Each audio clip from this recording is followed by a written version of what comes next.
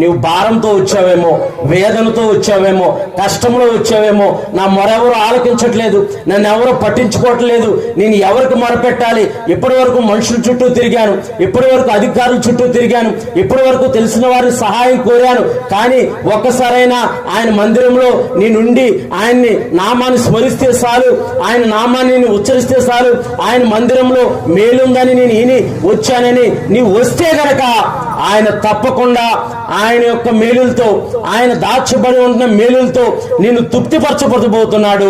దేవుని యొక్క పరిశుద్ధమైన నామానికి మహిమ కలుగును గాక.